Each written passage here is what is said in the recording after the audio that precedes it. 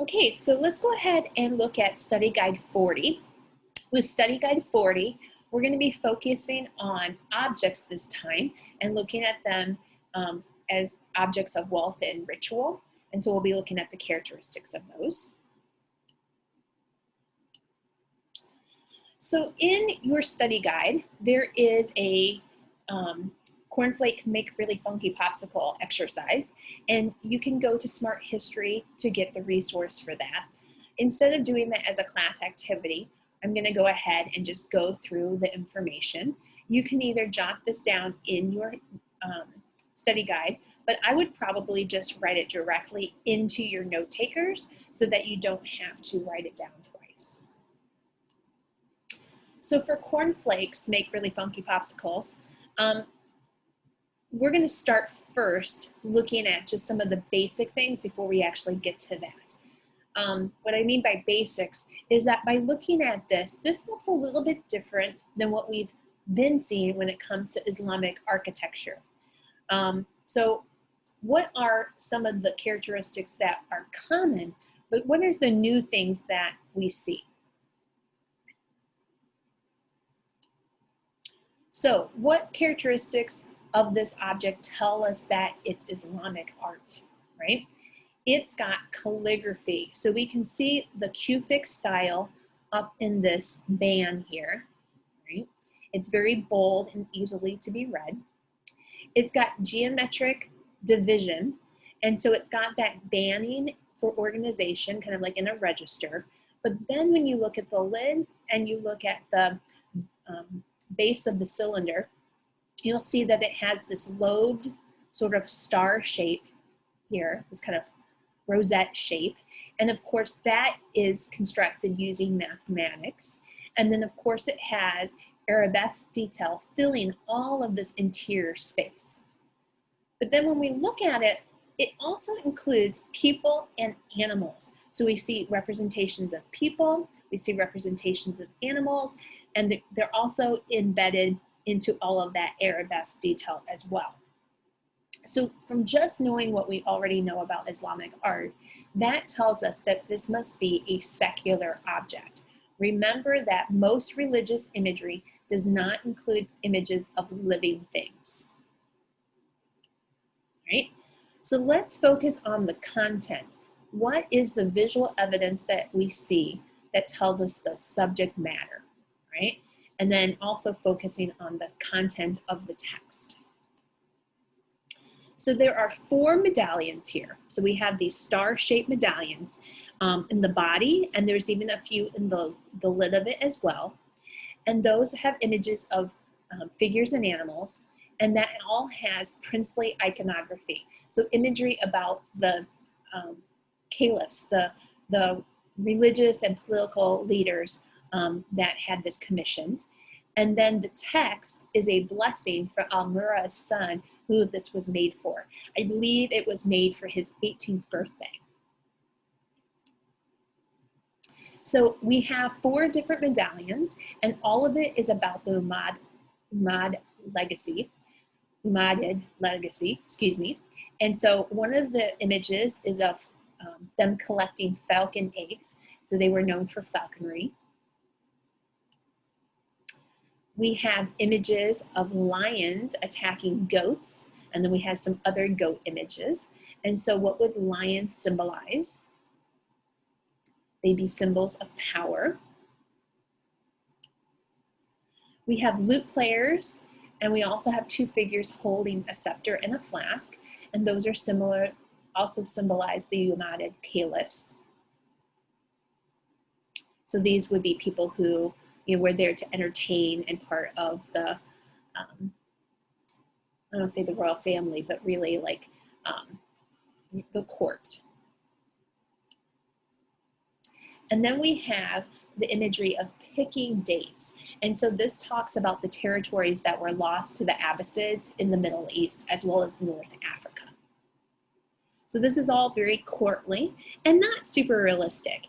There is a lot of detail here, but once again, things are out of proportion. We've got big heads, right, little bodies, and then some of these animals are still kind of stylized.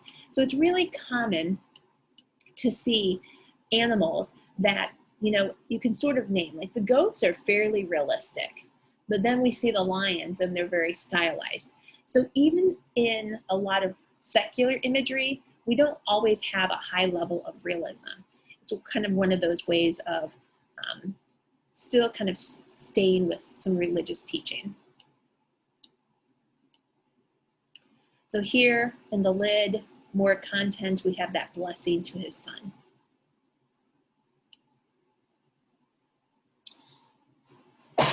So where does our focus go?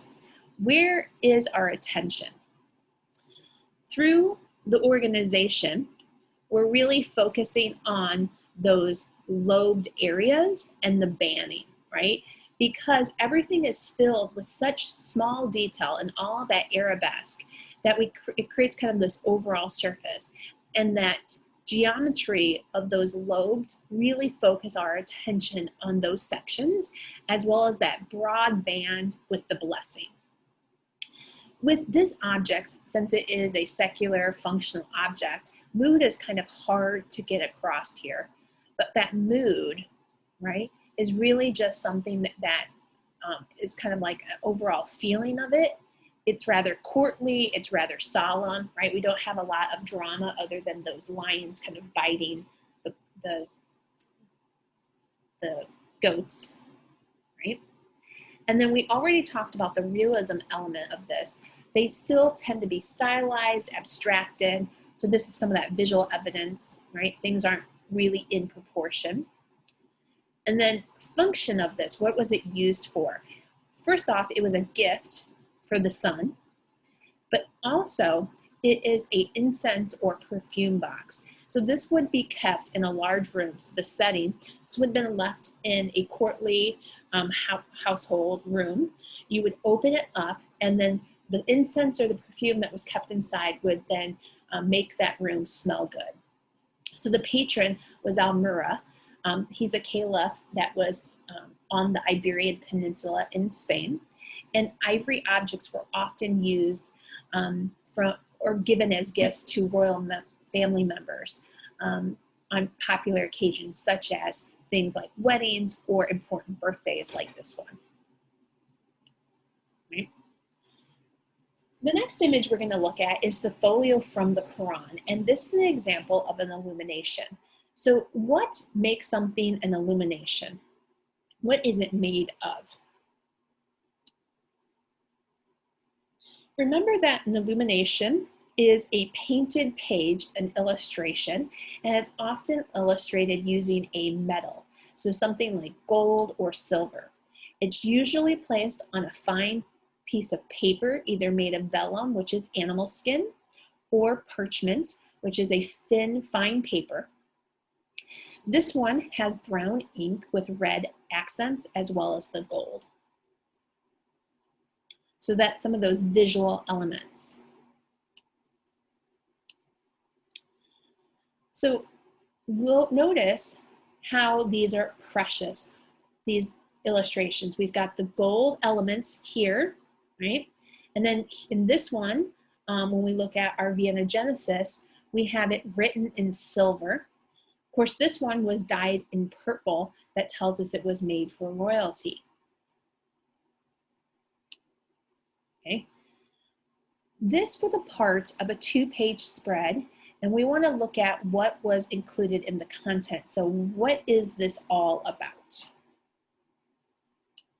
Okay, so parts of it. That band that we have here that kind of reads as a bookmark is the title of the surah. So this is a section of the Quran. And so it's embellished in a very beautiful sort of way. We see big, bold cufic script in the inside written in gold and then outlined with black ink. And then to fill all that interior space, we have this elaborate sort of patterning within a roped sort of frame. And then there is this medallion added on the end. And so that tells us, sort of like the first page of a chapter of the book, like a illuminated letter, it's larger to really emphasize what's important. And then the page has the different verses or the mushaf of the Quran. and it's written in the Cufic style, which is really easily read. So how does one read it? Arabesque, instead of like how we learn to read, is actually written from right to left. So you read it going across from right to left. Get that illustration again for you. Okay. When writing it, the calligrapher had to do it in a very sort of precise way. And so the whole page is balanced with mathematical proportion so that there's a 2:3 ratio. This was done by imperial scribes. So keep in mind, just like the Vienna Genesis, this was made for royalty or a caliph, right? It would have a guide placed under this thin parchment. And so you can actually see that the parchment is really translucent. You can see through it to the other page. And so they would put guidelines underneath of it so that everything lined up precisely. They would use balance and precision to put spaces in between each of the letters. And then there's also these little bundles of gold dots as well as red dots.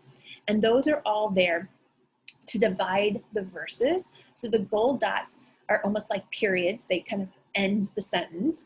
And then the red dots are accents. Right? Here's another example of calligraphy, so you can see some variations.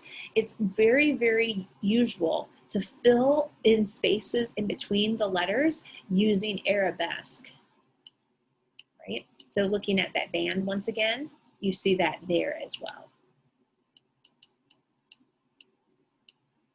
It's also common to put calligraphy on pottery. So this would be something in the household. This has a popular saying around the edges. Many items, precious items, were traded along the Silk Road.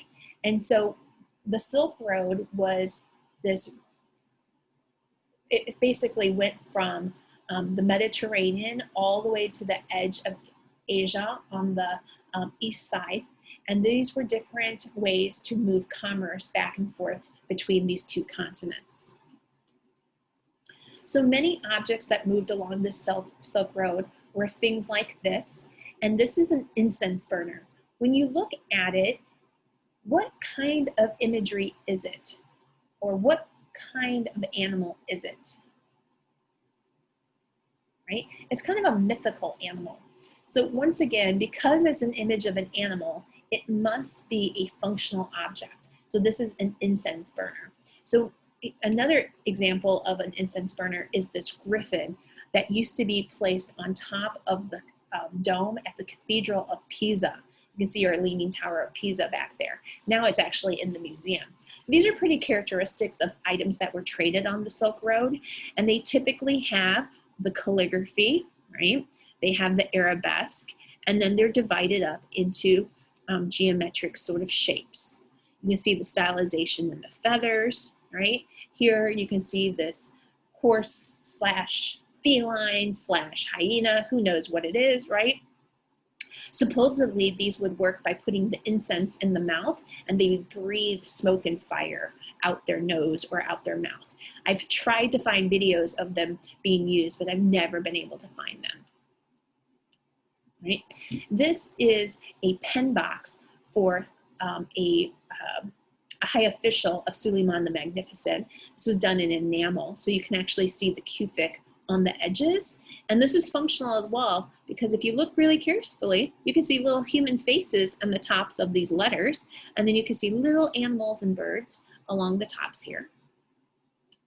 Right? This is some of the pottery that was known for. This is a double wall vessel. And so the interior is perfectly smooth, and the exterior is carved and pierced. So there are little holes, and then you get to the second surface that's solid. And if you pay really close attention, once again, you have these fantastical creatures with human heads and animal bodies. And the animals are leopards, and we have leopards basically running and leaping through this vegetative background. So that leads us to number 188, the Basin or the Baptistry of de St. Louis. And so when we look at this video, we're going to be focusing on the function of it. It really has two functions to it. When it was an Islamic object and then what it was used for by the French. And so focus on who made it and where it was from, and then how did it eventually get to France, what imagery is included on the inside and out, and then what's it made from and how was it made.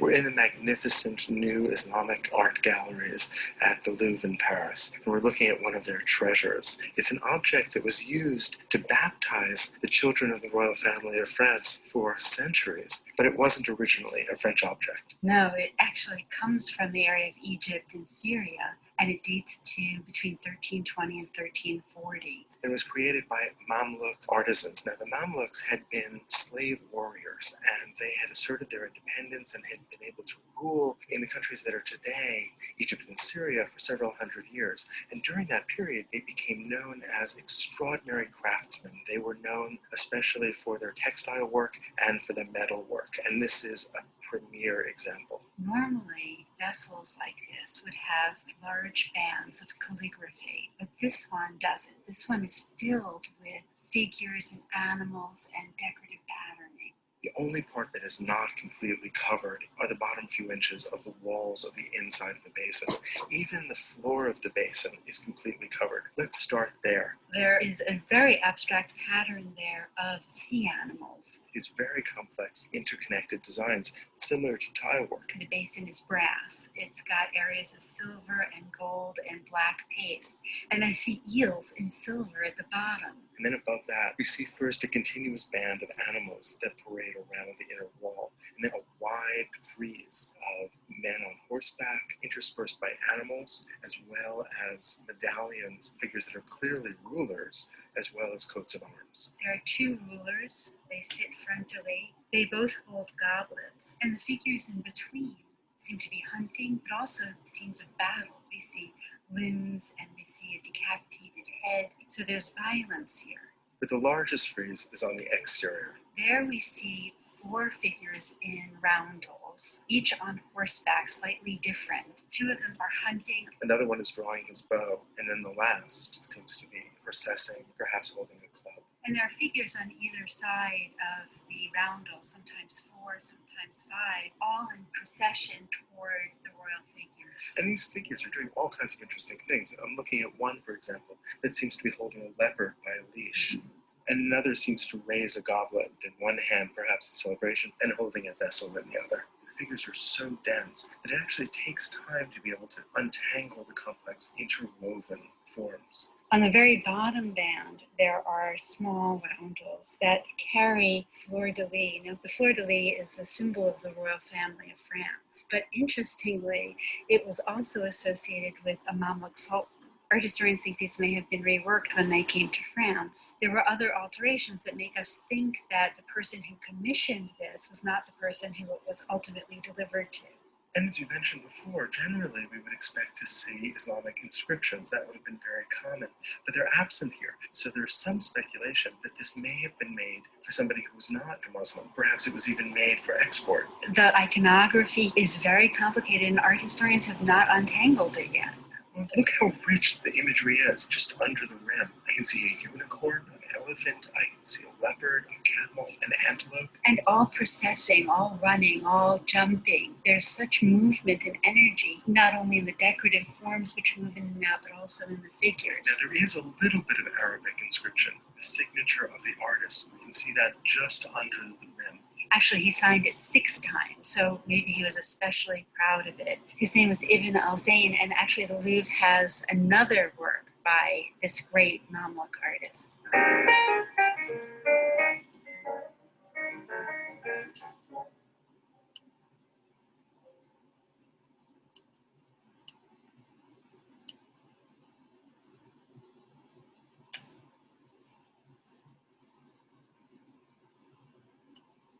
Okay, so function, right?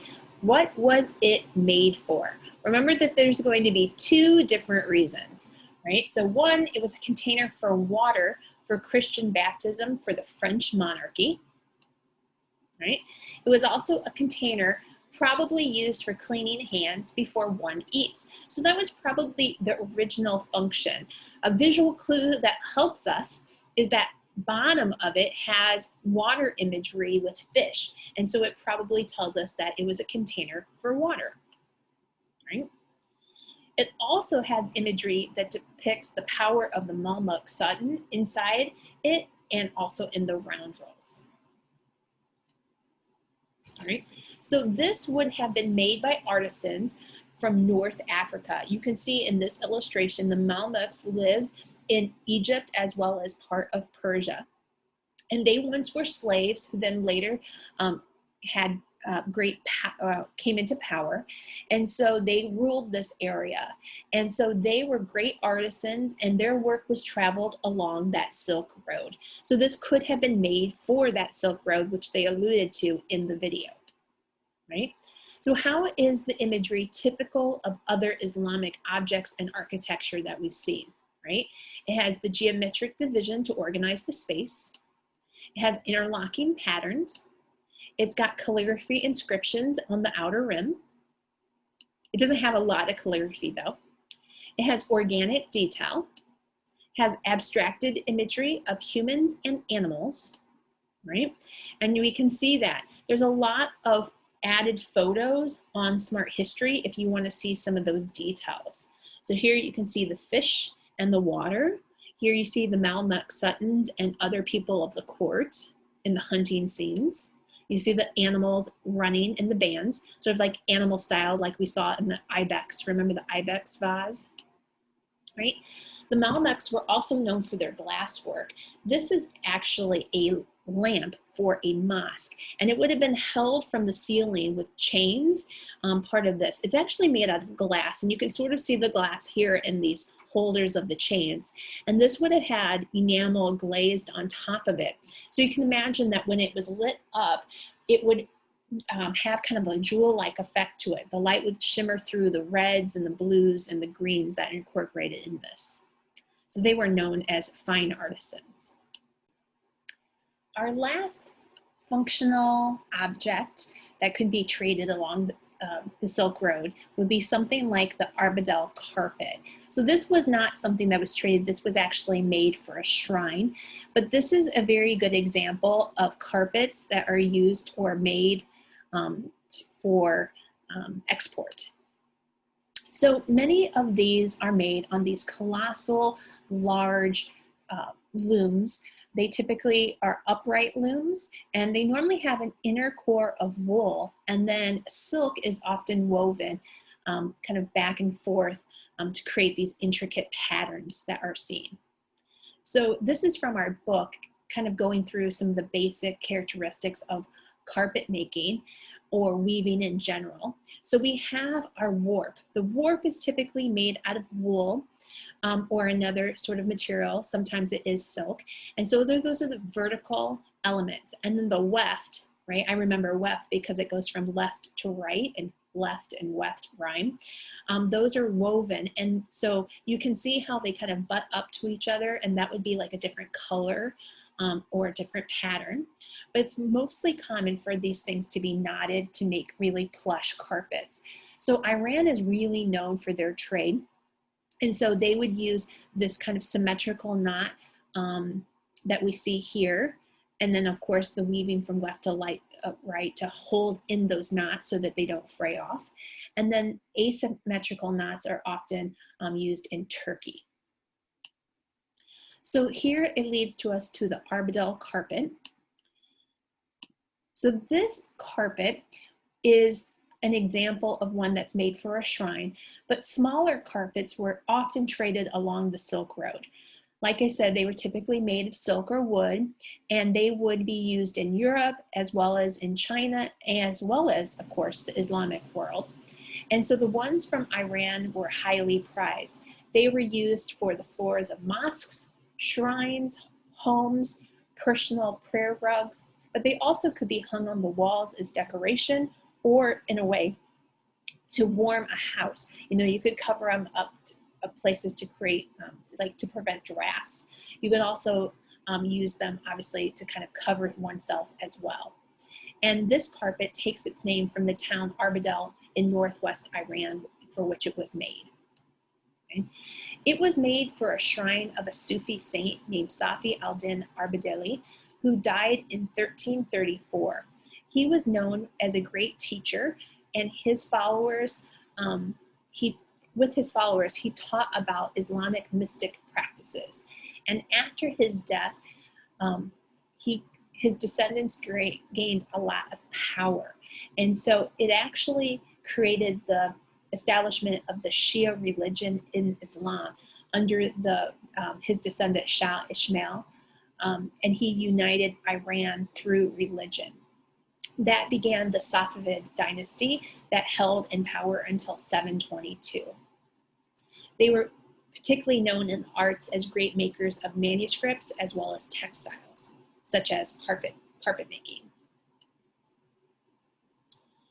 So let's go ahead and break down the image into what we recognize. What is included in this carpet image, right? We see lots of elements of COG. We have calligraphy in these intersections. We have Arabesque, organic detail, filling all of the spaces up.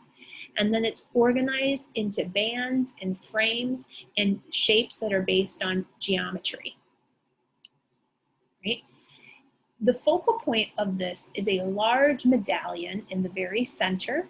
And then on either side of it, we have these lamps. These are very similar to the style of that Melmeth lamp that we just saw. And then of course we have the frame that holds in those geometric shapes. In the inscription, we have, except for thy threshold, there is no refuge for me in the world. Except for the door, there is no resting place for my head. The work of the slave of the portal, Mashad Kashani. So we actually have the name of one of the main artisans, as well as the patrons of this being made in honor of this important Sufi Shia leader, or teacher, I should say, right? So the form, this once again was made out of wool rather than silk, and one of the reasons why is that it holds the dye better. Because it was in an important shrine, they would want it to be able to take the wear and tear of many followers coming in and out of that space. And if we actually go back to that functional image, you can see that it's actually one of two large carpets. The one that we have is actually in a museum in Los Angeles. And so you can see that they would have gone side by side and been identical, right? But there would have been a lot of people coming into this. And so it has a high knot count. So it would have been very soft and plush. It has about 340 knots per square inch. And a typical rug that you would buy today, something commercial, would be anywhere from 80 to 160. So this would have been very opulent, very made by a very wealthy person, or made the patron would be wealthy, I should say, right? And so keeping in mind as we move into other Islamic artworks that we have, just incorporated some new imagery. If something is religious, we typically don't have religious imagery. So going back to the Ardabil mask, we do not have images of people or living things other than plants. But if it is a secular piece, like an incense burner, a manuscript, describing poetry, or some sort of secular object, it is perfectly all right to have imagery of people and animals.